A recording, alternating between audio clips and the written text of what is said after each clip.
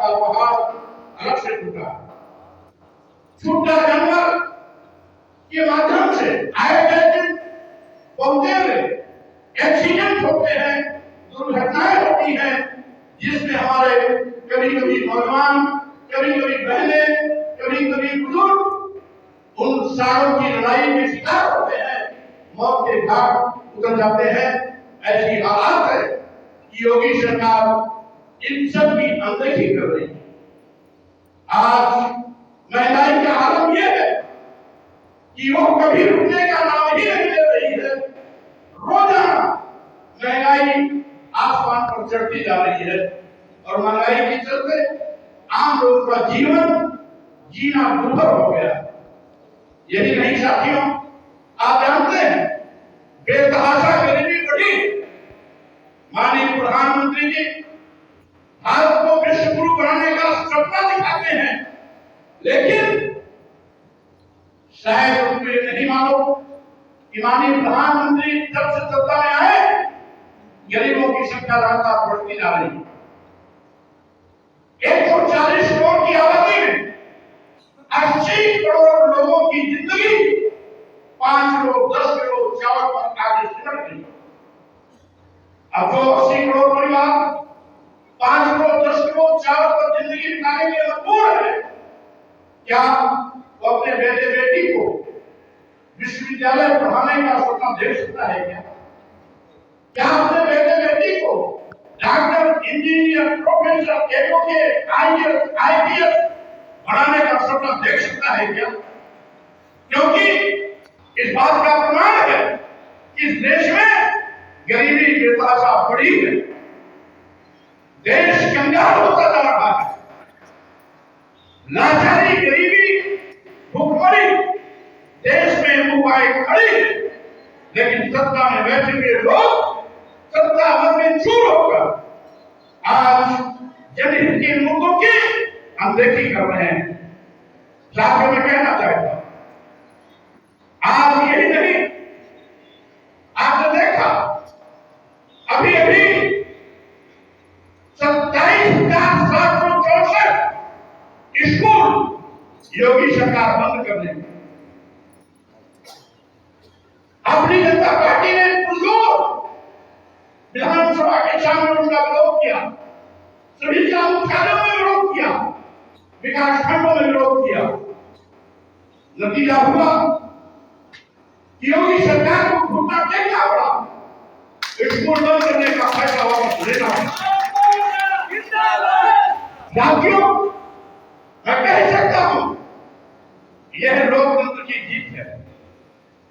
और साथियों, ये अपनी जनता पार्टी और लोक मोर्चा के कार्यकर्ताओं की जीत, उनके सम्मान की जीत है कि उन्होंने गांवों के स्कूलों को बंद करने से बचाया। मैं पूछना चाहता हूं योगी जी, एक और स्कूल बंद, शराब की दुकानें खुलती जा रही हैं। हर 400-500 मीटर पर शराब की दुकानें खुल रही हैं और 1 किलोमीटर के अंदर वो बसे हुए स्कूल बंद किए जा रहे हैं। योगी सरकार में उल्टी गंगा बह रही है। जहां गांव के गरीब बच्चे पढ़ते हैं, उन स्कूलों के बंद होने का फरमान जारी किया जाता है और हर 400 मीटर 500 मीटर पर शराब की दुकानें खोली जा रही हैं। ये देश को बर्बाद करने का एक साजिश है कि देश के गरीबों को स्कूल की पढ़ाई से वंचित करो और उनको शराब की दुकान का रास्ता दिखाओ। यानी योगी सरकार, मोदी सरकार देश के नौजवानों को बेरोजगार बना रही है, देश के नौजवानों को स्कूली शिक्षा से वंचित करने का काम कर रही है। योगी मोदी सरकार इस देश के नौजवानों को शराब की दुकान की ओर खेलने के लिए प्रेरित कर रही है। ये बहुत बड़ा देश के प्रति मजाक है, देश के नौजवानों के भविष्य के साथ खिलवाड़ है। इसलिए सावधान रहने की आवश्यकता है। मैं कहना चाहता हूं साथियों, जब से भाजपा सरकार आई, हमारे अनुसूचित जाति, अनुसूचित जनजाति, पिछड़े वर्गों का जो माध्यम से जो आरक्षण का त्याग किया था वो शून्य और निष्प्रभावी कर दिया गया और सामान्य वर्ग के लोग जिनकी आबादी मात्र 8% है उनको 10% ईडब्ल्यूएस के नाम पर आरक्षण दिया, यानी 90% लोगों को जो आरक्षण एससी एसटी के और बैकवर्ड के नाम पर दिया गया था, बैकवर्ड क्योंकि आबादी को 54% के आधार पर दिया गया था। माननीय सुप्रीम कोर्ट का एक डायरेक्शन था कि 50% से ज्यादा आरक्षण नहीं दिया जा सकता, इसे 54 के बजाय 27 दिया गया, लेकिन योगी मोदी की सरकार ने उस 27% आरक्षण का भी बंटाधार कर दिया। एससी एसटी के आरक्षण जो मिलता था उसको भी खत्म कर दिया, शून्य कर दिया, निष्प्रभावी कर दिया। जब सरकारी नौकरियां ही नहीं तो आरक्षण तो अपने आप खत्म हो गई। सरकारी नौकरियों में आरक्षण लागू होता था। अभी अभी एक हफ्ता पहले एसएससी की परीक्षा हुई, एसएससी की परीक्षा हुई, जिस पेपर को लीक आउट कर दिया गया, 9 लोगों को गिरफ्तार भी हो गए। यानी ये केंद्र सरकार और प्रदेश सरकार आकर भ्रष्टाचार में डूबी हुई है। भारतीय जनता पार्टी की सरकार भारतीय जनता पार्टी के कार्यकर्ताओं और आरक्षण के कार्यकर्ताओं को मन चाहे जगह पर बैठाने का पाप कर रही है। एसएससी की परीक्षा लीक आउट होने का मतलब भाजपा और आरक्षण के कार्यकर्ताओं को लाभ पहुंचाने का था। एक तो क्योंकि देश के छात्रों ने हंगामा खड़ा किया, उन पर पूरी तरह लाठियां भाजी गई, लेकिन जब देखा पूरे देश में आंदोलन हो सकता है, उसकी जांच हुई, सरकार को बैकफुट में आना पड़ा और नकल कराने वाले, नकल पर्चा लीक करने वालों की गिरफ्तारियां भी शुरू हुई। ये सरकार के काले कारनामे हैं।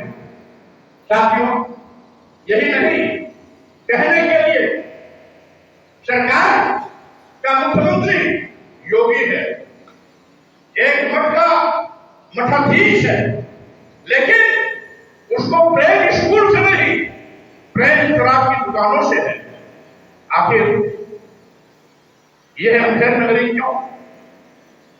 और देखिए तो दूसरी ओर मॉडल वाइन शॉप भी खुलती है, मॉडल बियर की शॉप भी खुलती है, एक और समन्वित स्कूल खुलते हैं तो दूसरी ओर समन्वित शराब की दुकान खुलती है। यानी स्कूल और शराब की दुकान योगी जी की नजर में दोनों बराबर हैं। आज शिक्षा का अधिकार खतरे में है, यद्यपि यह जनता के विरोध को, छात्र छात्राओं के विरोध को, जनता और अभिभावकों के विरोध को, अपनी जनता पार्टी के विरोध को देखते हुए सरकार ने फैसला अपना वापस जरूर लिया, लेकिन इनकी नीयत में खोट अभी भी है।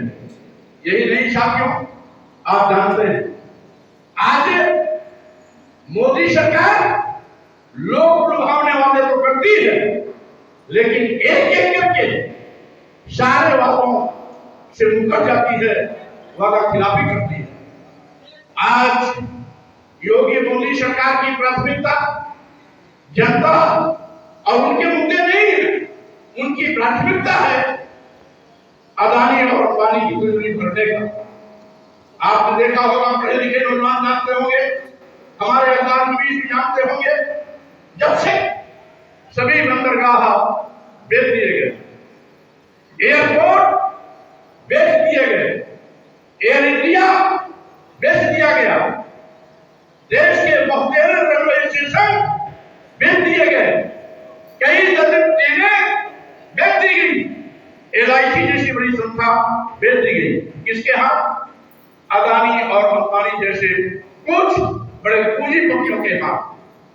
यानी जिन सरकारी संस्थानों में देश के नौजवानों को सरकारी नौकरियां मिलने की उम्मीदें हुआ करती थी, इस सरकार ने उनकी उम्मीदों का गला घोट दिया और आज देश में बेरोजगारों की खौफ तैयार हो गई। सरकार के पास देश के नौजवानों को रोजगार देने का कोई सोच नहीं है। यह सरकार देश के नौजवानों को गरीब लाचार रोजगार बना करके उनको भी 5 किलो 10 किलो चावल पर जिंदगी बिताने के लिए मजबूर करना चाहती है। यही कारण है कि आज देश में नौजवान आज हताश है, निराश है। और यही नहीं, आज गांव के लोगों के साथ ये सरकार सौतेला व्यवहार कर रही है। आज जहां गांव की स्कूल बंद कर रही है, वहीं दूसरी ओर विश्वविद्यालय की शिक्षा को इतना महंगा कर दिया जा रहा है कि गांव के लोग पढ़ ही ना पाए। गांव का जो है मजदूर, गरीब, दलित, आदिवासी, पिछड़ा या गांव का कोई भी किसान अगर ही क्यों न हो, अगर उसकी हैसियत 25 से लेकर 40 बीघे खेती की भी है तो महंगी शिक्षा जहां एससी एसटी ओबीसी का आरक्षण खत्म किया जा रहा, वहीं पर बड़े पैमाने पर एससी एसटी ओबीसी और मुस्लिम समाज के लोगों पर भय और दहशत पैदा कर उन पर आपराधिक कहर बर्पा किया जा रहा। आए गए दिन बड़े पैमाने पर एससी एसटी ओबीसी के नौजवानों की हत्या हो रही है, बहन बेटियां बलात्कार की शिकार बनाई जा रही है। आज के इसी फतेहपुर में मैं एक घटना में आया था जहां एक कोई समाज के लड़के को जिंदा पुलिस दफनाने जा रही थी। गांव वालों ने सूचना दिया पुलिस को, एक जात विशेष के लोग, एक पार्टी विशेष के लोग। मैं कह सकता हूं इसी आपके विधानसभा में आया था जब एक आदर्श की स्कूल में पढ़ने वाली मौर्य समाज की एक लड़की को मार दिया गया था, छत से फेंक दिया गया था और दिखाया गया कि आप हत्या कर रही है। इसी फतेहपुर जनपद का मामला है। उस घटना में भी मैं आया था। आज इस तरीके से पूरे प्रदेश में हो रहा है जुल्म के अत्याचार आज बड़े पैमाने पर बढ़ा है। योगी सरकार को कानून व्यवस्था से कोई लेना देना नहीं, नौजवानों के रोजगार से कोई लेना देना नहीं, महंगाई गरीबी पर रोक लगाने से कोई लेना देना नहीं, किसान जिंदा रहे हमारे इस युग का कोई लेना देना नहीं है। उनका लेना देना है केवल हिंदू मुस्लिम कह करके हिंदू मुस्लिम उन्माद पैदा करना, हिंदू मुसलमानों को आपस में लड़ाना। सावधान रहना साथियों, मैं कहना चाहता हूं हिंदू मुस्लिम और मस्जिद मंदिर से देश के नौजवानों को रोजगार नहीं मिलना है, गरीबी नहीं खत्म होनी है, महंगाई नहीं खत्म होनी है, देश बेचा जा रहा है, इस पर लगाम नहीं लगनी है, स्कूल बंद होने की कार्रवाई पर रोक नहीं लगनी है, आग का भला होने वाला नहीं है। बल्कि हिंदू मुस्लिम को आपस में लड़ा करके भाजपा सरकार अपने पापों पर पर्दा डालने की कोशिश कर रही है, अपने पापों को चादर से ढकने की कोशिश कर रही है। आप लोग आपस में लड़ते रहो और ये हिंदू मुस्लिम के नाम पर देश को बांटने का पाप करते रहेंगे, समाज को बांटने का पाप करते रहेंगे। मैं यहाँ पर उदाहरण देना चाहता हूँ। आपने बाबा साहब डॉक्टर अम्बेडकर की जीवनी को पढ़ा, इतिहास को पढ़ा है। बाबा साहब डॉक्टर अम्बेडकर दुनिया के सबसे बड़े विद्वान होने का गौरव प्राप्त करने के बाद भी जब भारत में आते हैं तो कदम कदम पर उनको जाति अपमान के कभी घूम पीने पड़ते हैं। उन्होंने सोचा कि मुझ जैसा दुनिया का सबसे बड़े विद्वान होने का किताब पाने के बावजूद भी व्यक्ति जब जात पात छुआछूत ऊंच नीच के नाम पर भेदभाव का शिकार बनाया जाता है, हमारे साथ जानवर से बदतर जिंदगी जीने की प्रक्रिया पैदा की जाती है, हमें कीड़ा मकोड़ा से बदतर सुनना जाता, तो हम जिस कौम में पैदा हुए हैं वो दलित आदिवासी पिछड़ा समाज जो भूखा है, नंगा है, फटे हाथ रहता है, जिसके शरीर पर कपड़े भी नहीं है, जो कभी स्कूल का वो नहीं देखा है, उनके साथ क्या अंदाजा नहीं लगाया जा सकता। ये सोच करके उनकी पीड़ा बोली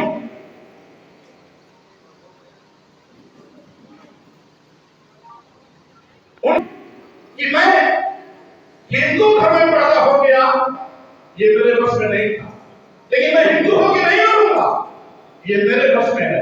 इसीलिए 1956 में बाबा साहब डॉक्टर अम्बेडकर ने बौद्ध धर्म ग्रहण किया। क्यों किया था? इसलिए कि धर्म के नाम पर हमें जानवर समझा जाए, धर्म के नाम पर हमारा वोट दिया जाए, धर्म के नाम पर हमें बांटा जाए और धर्म के नाम पर हमें धन धन शिक्षा सम्मान से वंचित किया जाए, तो ये धर्म नहीं है, ये अधर्म है।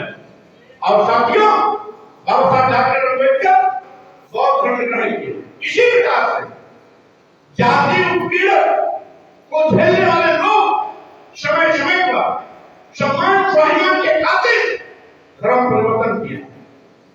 कभी लोगों ने इसी दलित आदिवासी पिछड़े समाज के लोगों ने कभी इस्लाम धर्म को कबूल कर लिया, मुसलमान बन गए। कभी ईसाई धर्म को कबूल कर लिया, ईसाई बन गए। इस देश का ईसाई, इस देश का मुसलमान, इस देश का सिख कोई और नहीं है, कोई देश का दलित है, आदिवासी है, पिछड़ा है। जिस प्रकार से बाबा साहब डॉक्टर अम्बेडकर सम्मान और स्वाभिमान के खातिर हिंदू धर्म को छोड़ करके बौद्ध धर्म ग्रहण किया था, उसी प्रकार से हमारे दलित आदिवासी भाइयों ने कभी इस्लाम धर्म को लिया, कभी ईसाई धर्म को लिया, कोई मुसलमान बन गया, कोई ईसाई बन गया, और गुरु नानक के नेतृत्व में बहुत सारे लोग सिख बन गए। इसलिए साथियों, आज मैं कहना चाहता हूं, धर्म के नाम पर समाज को बांटने वाले लोग आज सत्ता में बैठकर इस समाज को ही नहीं, देश को ही बांटने की कोशिश कर रहे हैं। ऐसे ही लोग कभी कहते हैं हिंदू राष्ट्र घोषित किया जाए, ऐसे ही लोग कभी कहते हैं संविधान बदल दिया जाए। मैं कहना चाहता हूं साथियों, संविधान बदलने का इरादा रखने वाले लोग, हिंदू राष्ट्र की मांग करने वाले लोग इस देश के दुश्मन हैं। जो संविधान बदलने की बात करता है वो संविधान विरोधी है, राष्ट्र विरोधी है। ऐसे लोगों को माफ नहीं करना है, ये संकल्प नहीं करना है।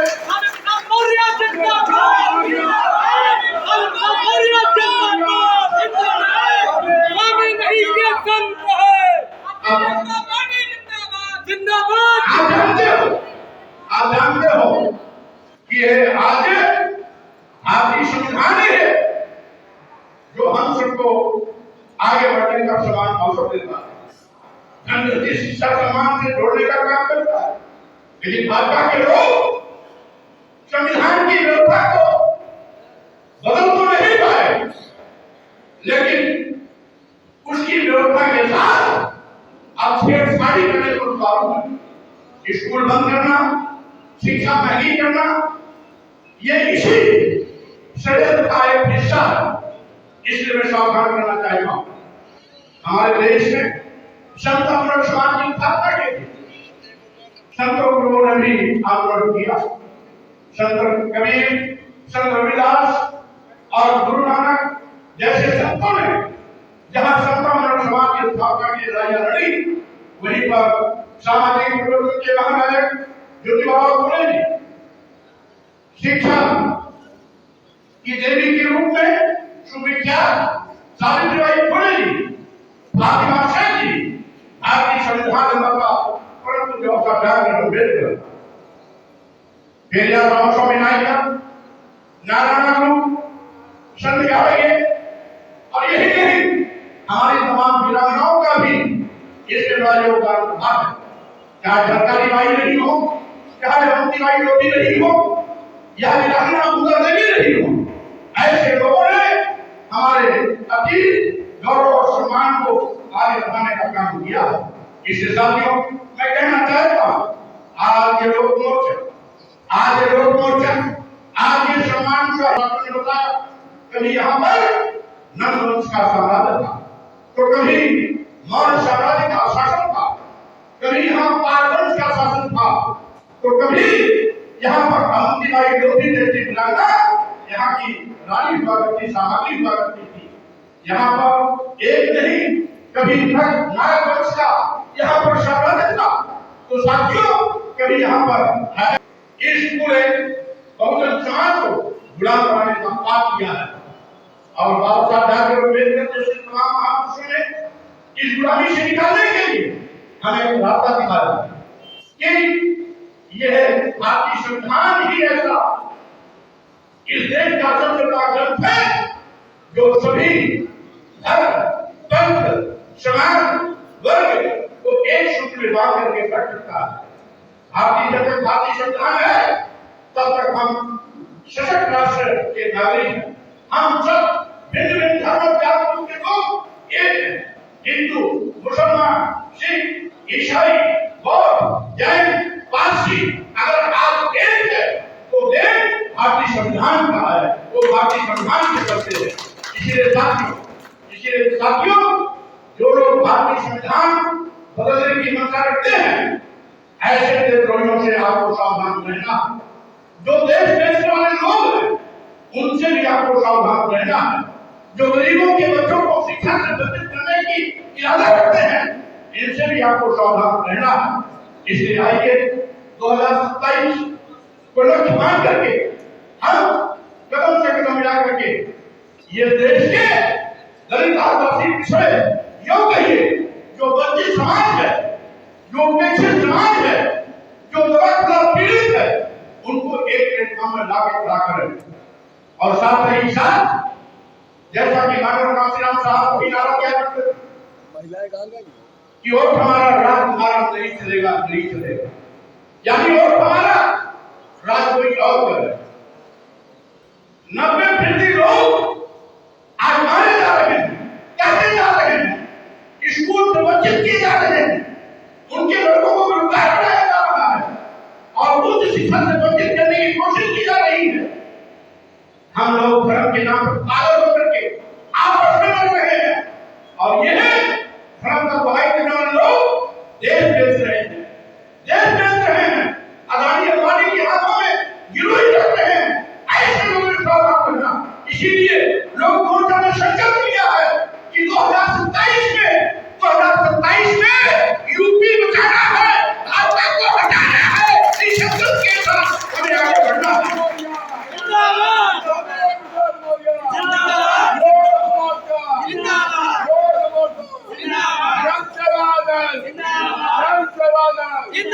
और आज योगी सरकार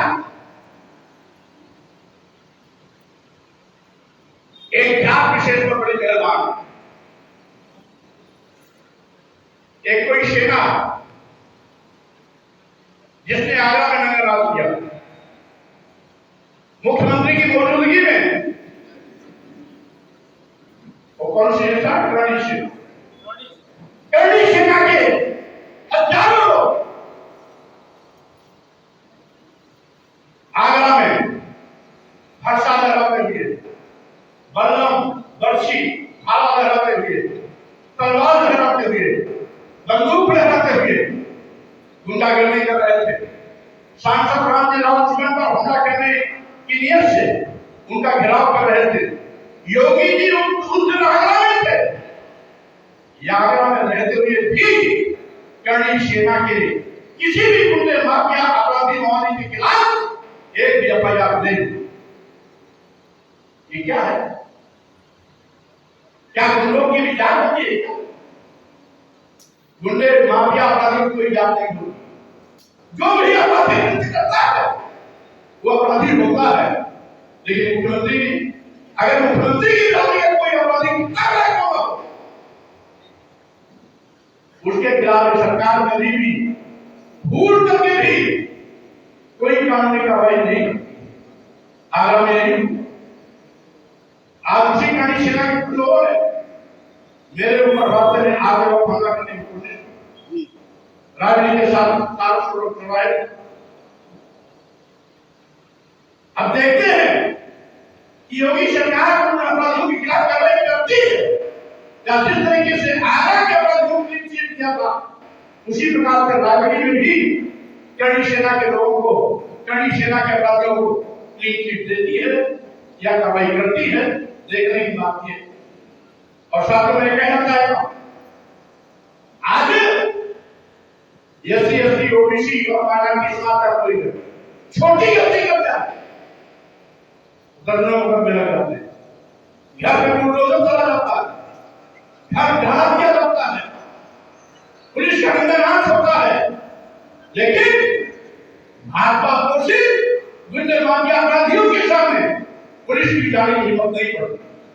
जब वो पुलिस देखता है इसकी बिरादरी तो मुख्यमंत्री वाली बिरादरी है, उल्टा उसको नमस्कार करता है, उसको सलूट मारता है, उसका आभार करता है, उसके खिलाफ उसकी कलम नहीं चलती, उसकी नामी मर जाती, उसको अपने वर्दी का शान भूल जाता है, वर्दी का घमंड खत्म हो जाता है।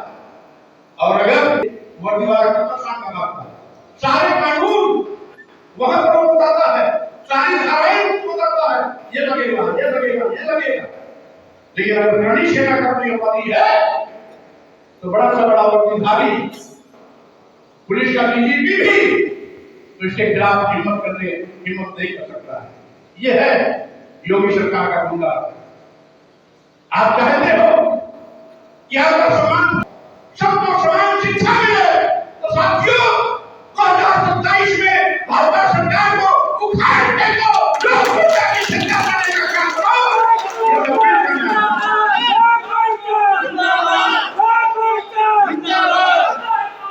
ये और लोग इसके पढ़े लिखे विद्वान लोग भी हैं, IAS भी है, IPS भी है, जो गरीबों के लिए समर्पित होकर सेवा कार्य में भी काम किए हैं। आज भी राजनीति में आने पर भी वो उसी तरीके से समाज को उठाने का काम कर रहे हैं। हमारे बीच में पत्रकार भी हैं, दिनेश ठाकुर जी दैनिक समाचार को निकालते हैं, डेली न्यूज़पेपर के मालिक भी हैं, प्रमोद मोदी जी भी है, घनश्यामपुरी जी भी है, बशीर अहमद जी भी है, राजपाल सैनी भी है, तो कई शाक्या जी भी हैं, और साथ ही साथ हमारे बीच में बीपी अशोक जी भी हैं, सिद्धार्थ जी भी हैं,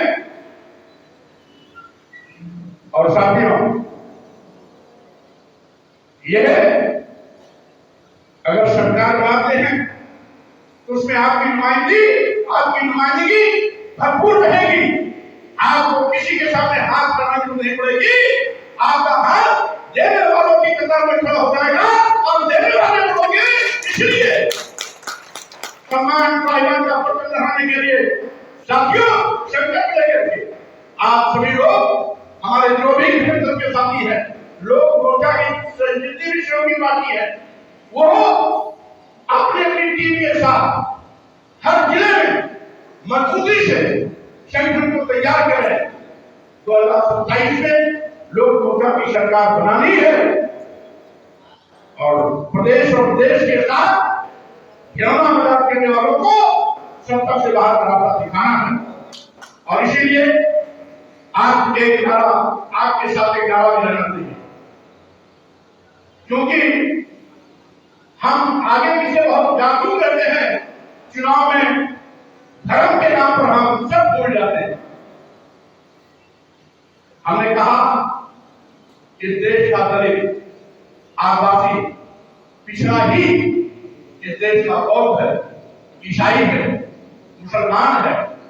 हिंदू मुसलमान के नाम पर दलित आदिवासी पिछड़ों को अपने भाई से लाते हैं, भाई को ला करके खुद सत्ता में बैठे रहने का काम करते हैं।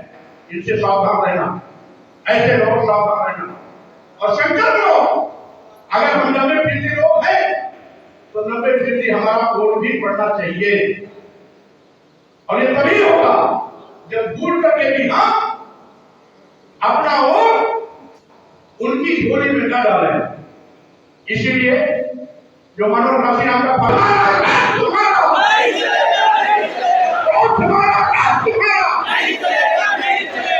अब दूसरा नारा लगाएंगे हमारे साथ, वोट हमारा, राज हमारा, खून चलेगा, खून चलेगा।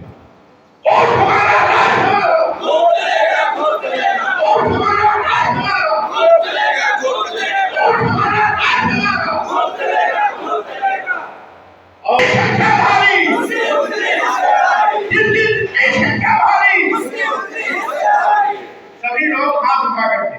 ये लगेगा कि आप एक संकल्प ले रहे हो। जिसकी जितनी संख्या भारी, जिसकी जितनी संख्या भारी, इन्हीं शब्दों के साथ में मैं आप सभी को बहुत बहुत धन्यवाद देता हूँ, अपनी बात को विराम देता हूँ। जय हिंद।